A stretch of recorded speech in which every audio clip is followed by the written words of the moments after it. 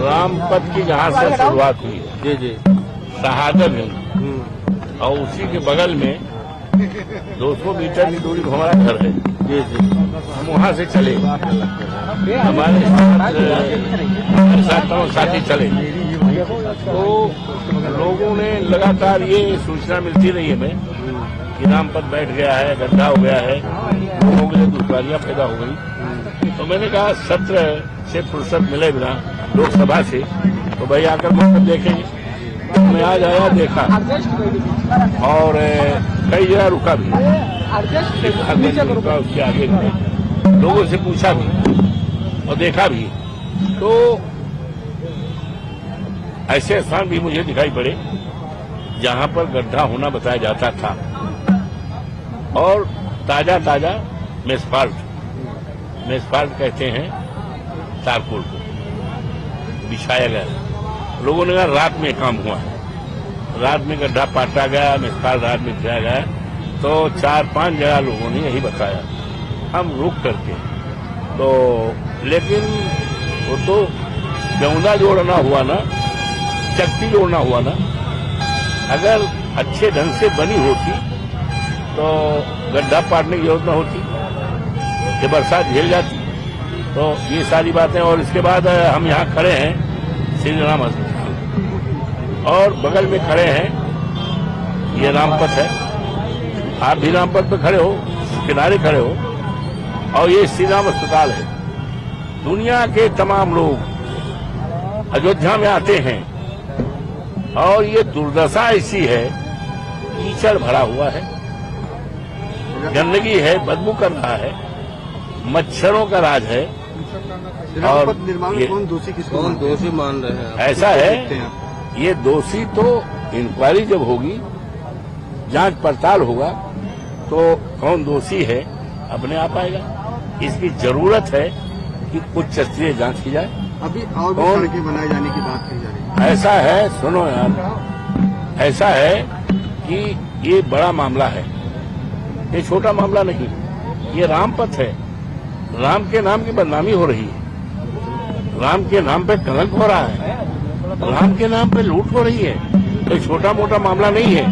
तो इस मामले की गंभीरता को देखते हुए इसमें बहुत उच्च स्तर की जांच कमेटी बैठाई जाए और एक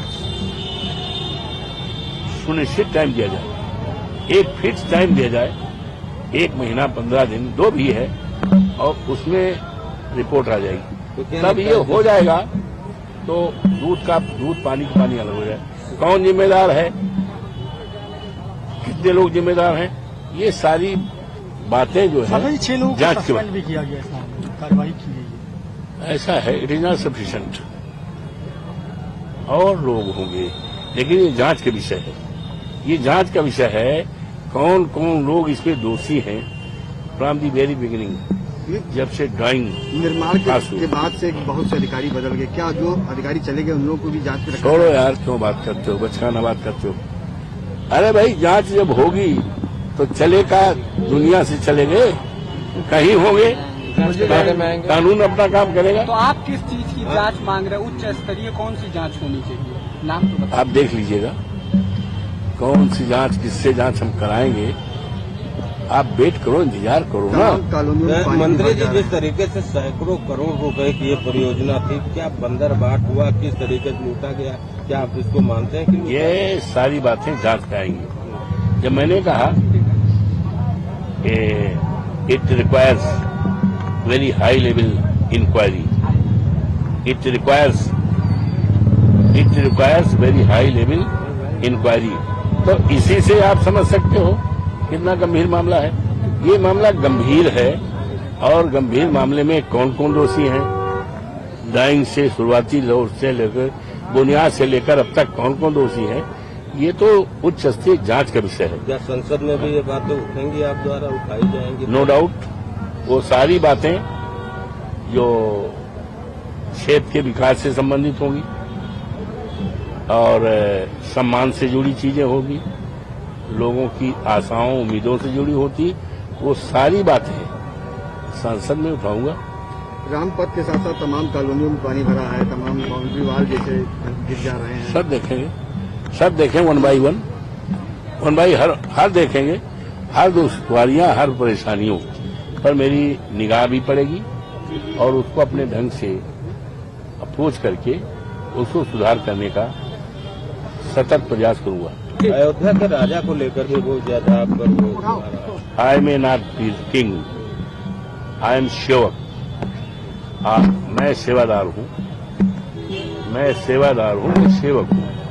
और हमारे नेता माननीय अखिलेश जी ने इस बात को अगर कहा तो भाव समझने की जरूरत है। उनका भाव क्या था मेरे प्रति? उनका भाव बहुत ही सम्मानजनक तरीके का भाव था, लेकिन ये कहाँ भाजपा के कुछ लोगों को कहाँ पसंद आएगा? जिनको शूद्र कहते थे, जिनको पुराना धमाका कहते थे, आज अखिलेश राजा कहते हैं। उनका भाव राजा का नहीं था, उनका भाव मेरे प्रति बहुत ही ग्रेट सम्मान देने का था, जो भारतीय जनता पार्टी को नहीं पचा। कुछ लोग, सबकी बात नहीं करते, अच्छे लोग भी हैं, कुछ लोग तो वो इस तरह का बात कर सकते हैं। और लोकतंत्र है, लोकतंत्र में राजा माँ की पेट से नहीं पैदा होगा। बाबा साहब भीमराव अम्बेडकर ने बनाया है व्यवस्था कि लोकतंत्र में पहले तो था बैलेट, लेकिन अब तो हो गया मशीन। ईवीएम में लोग वोट डालेंगे अंगूठा दबाकर। हर जात बिरादरी, गरीब भी जाएगा और हर बिरादरी में जाएगा। और जब गिना जाएगा तो उसमें जो है सांसद निकल आएगा, उसमें एमएलए निकल आएगा, और वही सांसद जो है प्राइम मिनिस्टर हो जाएगा, वही एमएलए मुख्यमंत्री हो जाएगा, है कि नहीं? तो अब लोकतंत्र में कोई राजा नहीं है, और न लोकतंत्र में बाबा साहब का जो लोकतंत्र है, राजा वोट से बनता है, माँ की पेट से राजा नहीं बनता। हम राजा नहीं अपने मानते, हम अपने को सेवक मानते हैं, हम अपने को सेवादार मानते हैं। और हमारे नेता ने जो कहा है वो मेरे प्रति उनका बहुत ग्रेटर सम्मान था, उसको समझने की जरूरत है। ये सभी लोग नहीं समझ पाएंगे, भारतीय जनता पार्टी हमारे नेता के भाव को नहीं समझ पाएंगे, हैं?